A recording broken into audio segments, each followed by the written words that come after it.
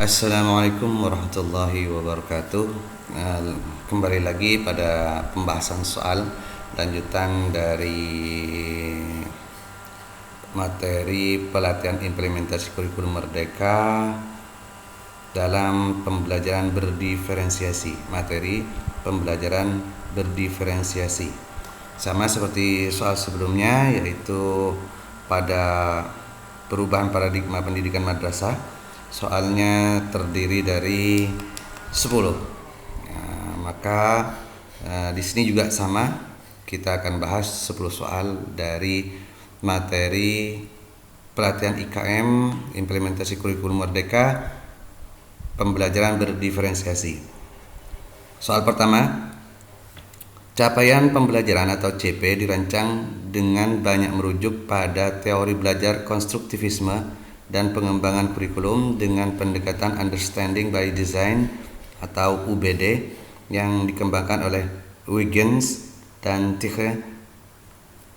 Dalam kerangka teori ini, memahami merupakan kemampuan yang dibangun melalui proses dan pengalaman belajar yang memberikan kesempatan kepada peserta didik untuk dapat menjelaskan, menginterpretasi, dan mengaplikasikan informasi menggunakan berbagai perspektif dan berempati atas suatu fenomena.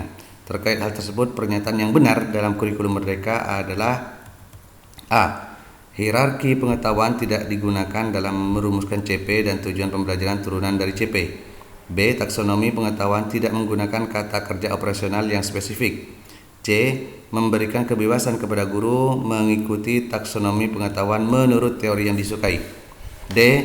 Pemahaman dimaknai sebagai suatu proses kognitif yang kompleks, tidak sederhana sebagai proses berpikir tingkat rendah. Jawabannya di sini adalah D. Kemudian nomor 2. Pembelajaran dan asesmen merupakan satu kesatuan yang sebaiknya tidak dipisahkan. Terkait hal tersebut, guru dan peserta didik perlu memahami kompetensi yang hendak dicapai agar keseluruhan proses pembelajaran diupayakan untuk mencapai kompetensi yang dimaksud.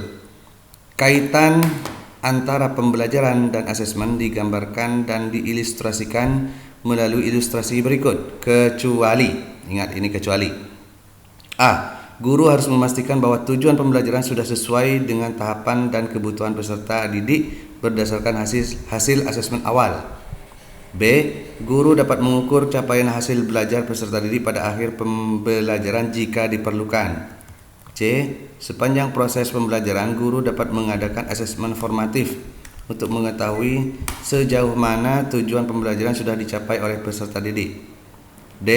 Guru perlu merancang asesmen yang dilaksanakan pada awal pembelajaran, pada saat pembelajaran, dan pada akhir pembelajaran. Di sini jawabannya adalah B. Guru dapat mengukur capaian hasil belajar peserta didik pada akhir pembelajaran jika diperlukan. Karena kecuali berarti semuanya ini benar, hanya ini yang B yang salah. Kemudian soal nomor 3. Capaian pembelajaran untuk mata pelajaran PAI dan Bahasa Arab pada madrasah disusun dengan karakteristik sebagai berikut. Kecuali lagi: A. Diarahkan untuk mengakomodir pencapaian keterampilan abad 21. B. Disusun sesuai konteks kebangsaan dan keindonesiaan. C. Disusun dengan karakteristik memasukkan nilai moral dan etika. D. Orientasi kesejahteraan dunia sekaligus kebahagiaan akhirat. Jawabannya adalah C. Kemudian nomor 4. Implementasi kurikulum Merdeka mengedepankan paradigma baru dalam pembelajaran, bukan dalam arti menghadirkan konsep dan prinsip pembelajaran yang sepenuhnya baru, namun lebih pada upaya untuk memastikan terciptanya praktik pembelajaran yang berpusat pada peserta didik. Penerapan paradigma baru dalam pembelajaran dimaksud tergambar pada beberapa kegiatan berikut. Kecuali lagi: A. Pada awal tahun ajaran, guru berusaha mencari tahu kesiapan belajar peserta didik dan pencapaian sebelumnya. B. Guru senantiasa memberikan umpan balik langsung yang mendorong kemampuan peserta didik untuk terus belajar dan mengeksplorasi ilmu pengetahuan. C. Guru menggunakan otoritas sebagai pembimbing utama pembelajaran dalam mengatasi permasalahan yang ditimbulkan tanpa melibatkan orang tua atau guru lain. D. Guru menggunakan berbagai metode pembelajaran yang bervariasi dan untuk membantu peserta didik mengembangkan kompetensi. Nah, jawabannya adalah C. Kemudian nomor 5. Wah, ini gambarnya terlalu kecil, kita besarin. Nomor 5. Perhatikan tabel pencapaian pembelajaran berikut. Elemen capaian pembelajaran. Nah, elemennya terdiri dari Al-Quran dan hadis. Elemen Al-Quran, capaian pembelajaran. Peserta didik mampu melafalkan, menghafal, memahami, mengkomunikasikan, menganalisis arti dan isi kandungan ayat Al-Quran secara tekstual dan kontekstual tentang kekuasaan dan rahmat Allah Subhanahu wa taala. Sifat pemurah, optimis dan sabar. Infak di jalan Allah Subhanahu wa taala ketika kehidupan dunia yang sementara dan akhirat yang kekal. Sikap peduli terhadap masyarakat dan lingkungannya, bersikap jujur dalam bermuamalah, semangat menuntut ilmu baik secara tekstual maupun kontekstual agar terwujud pribadi yang berakhlak karimah, menghindari sifat sekulerisme, hedonisme dan korupsi yang dapat merugikan diri sendiri maupun orang lain dalam kehidupan bermasyarakat, berbangsa dan bernegara. Ini yang elemen Quran. Elemen hadis, peserta didik mampu membaca, menghafal, memahami dan menganalisis arti dan isi kandungan hadis secara tekstual dan kontekstual tentang kekuasaan dan rahmat Allah Subhanahu wa taala. Sifat pemurah, optimis dan sabar, infak di jalan Allah Subhanahu wa taala, kehidupan dunia yang sementara dan akhirat yang kekal. Sikap peduli terhadap masyarakat dan lingkungannya, bersikap jujur dalam bermuamalah, semangat menuntut ilmu baik secara tekstual maupun kontekstual agar terwujud pribadi yang saleh secara sosial, berakhlak karimah, menghindari sifat sekularisme, hedonisme, korupsi yang dapat merugikan diri sendiri maupun orang lain dalam kehidupan bermasyarakat, bernegara dan bernegara. Nah, Pak Zikron bermaksud menyusun tujuan pembelajaran dari CP kedua elemen tersebut. Dalam menyusun tujuan pembelajaran, Pak Zikron bermaksud menerapkan teknik lintas elemen. Maka contoh rumusan tujuan pembelajaran yang dapat disusun Pak Zikron adalah: A. Membaca, menghafal, memahami, mengkomunikasikan, menganalisis arti dan isi kandungan hadis secara tekstual dan kontekstual tentang kehidupan dunia yang sementara dan akhirat yang kekal. B. Membaca, menghafal, memahami, mengkomunikasikan, menganalisis arti dan isi kandungan hadis secara tekstual dan kontekstual tentang kehidupan dunia yang sementara dan akhirat yang kekal. C. Melafalkan, menghafal, memahami, mengkomunikasikan, menganalisis arti dan isi kandungan ayat Al-Quran secara tekstual dan kontekstual tentang optimis dan sabar. D. Melafalkan, membaca, menghafal, memahami, mengkomunikasikan, menganalisis arti dan isi kandungan ayat Al-Quran dan hadis secara tekstual dan kontekstual tentang kekuasaan dan rahmat Allah. Nah, jawabannya adalah D. Nomor 6. Nah, nomor 6. Sebelum melaksanakan pembelajaran, Pak Faiz mengadakan asesmen awal untuk mengetahui profil belajar peserta didiknya di kelas. Dari hasil asesmen awal tersebut diketahui bahwa 30% peserta didik memiliki gaya belajar visual, 30% peserta didik bergaya kinestetik, dan 40% peserta didik bergaya auditori. Pak Faiz juga berhasil mengumpulkan informasi bahwa secara umum peserta didik memiliki kecenderungan minat yang relevan dengan gaya belajar masing-masing.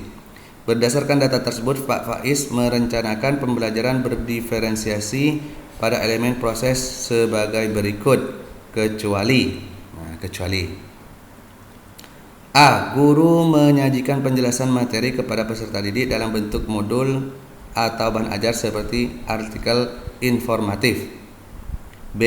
Peserta didik diberi kebebasan untuk mengkreasikan pembuatan laporan hasil observasi seperti laporan tertulis, PowerPoint, video poster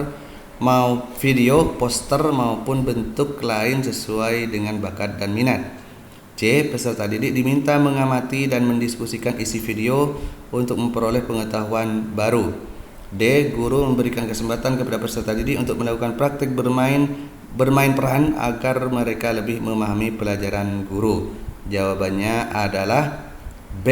Peserta didik diberi kebebasan untuk mengkreasikan pembuatan laporan hasil observasi dan seterusnya. Karena ini pertanyaan kecuali, ya, ada kecualinya lagi. Nomor 7.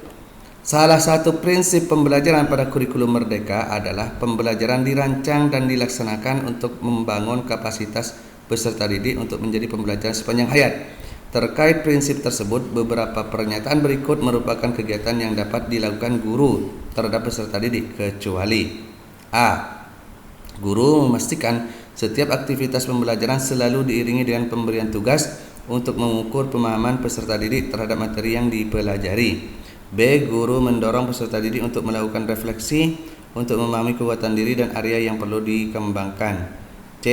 Guru senantiasa memberikan umpan balik langsung yang mendorong kemampuan peserta didik untuk terus belajar dan mengeksplorasi ilmu pengetahuan. D. Guru memberikan tugas atau pekerjaan rumah yang ditujukan untuk mendorong pembelajaran yang mandiri dan untuk mengeksplorasi ilmu pengetahuan. Jawabannya adalah A. Nomor 8. Setelah memahami substansi CP, guru diharapkan mulai mendapatkan ide-ide tentang apa yang harus dipelajari oleh peserta didik dalam suatu fase untuk dirumuskan ke dalam sejumlah tujuan pembelajaran yang lebih operasional dan konkret. Dalam merumuskan tujuan pembelajaran, guru dapat memilih beberapa alternatif teknik berikut, kecuali A. Merumuskan TP secara langsung berdasarkan CP. Merumuskan TP dengan cara menganalisis kompetensi dan lingkungan materi pada CP. C. Merumuskan TP secara lintas elemen. D. Merumuskan TP dengan memperhatikan karakteristik peserta didik. Berarti D. 9. Capaian pembelajaran atau CP per fase dirumuskan dalam dua bentuk, yaitu capaian pembelajaran secara keseluruhan atau umum dalam lingkup satu fase dan capaian pembelajaran per fase untuk setiap elemen. Oleh karena itu penting untuk pendidik memahami rumusan capaian pembelajaran untuk mata pelajaran yang diampu secara menyeluruh. Rumusan capaian per fase untuk mata pelajaran PAI pada madrasah terdiri dari unsur sebagai berikut. A. Kompetensi, materi dan kontekstualisasi. B. Kompetensi, materi dan orientasi. C. Kompetensi, materi dan rasional. D. Kompetensi, materi dan tujuan. Jawabannya adalah A. 10. Pada setiap mata pelajaran terdapat sejumlah capaian pembelajaran sebagai kompetensi pembelajaran yang harus dicapai oleh peserta didik pada setiap fase. Rumusan CP tersebut memberikan gambaran tentang tujuan umum dan ketersediaan waktu untuk mencapai tujuan tersebut dalam 6 etape yang disebut fase. Pemanfaatan fase-fase CP dalam perencanaan pembelajaran dapat dikemukakan sebagai berikut, kecuali A. Memungkinkan kolaborasi guru pada fase yang sama untuk merancang pembelajaran yang efektif bagi peserta didik. B. Mendorong guru fokus pada ketercapaian CP di akhir fase tanpa perlu memperhatikan perkembangan peserta didik dan berkesinambungan proses pembelajaran antar kelas. C. Memberi kesempatan pada guru untuk melaksanakan pembelajaran sesuai dengan kesiapan peserta didik. D. Memungkinkan guru merancang dan melaksanakan pembelajaran secara fleksibel. Jawabannya adalah B. Nah, baik, itu soal dari materi pelatihan implementasi kurikulum Merdeka pada bagian pembelajaran berdiferensiasi. Oke, terima kasih. Mudah-mudahan bermanfaat. Wassalamualaikum warahmatullahi wabarakatuh.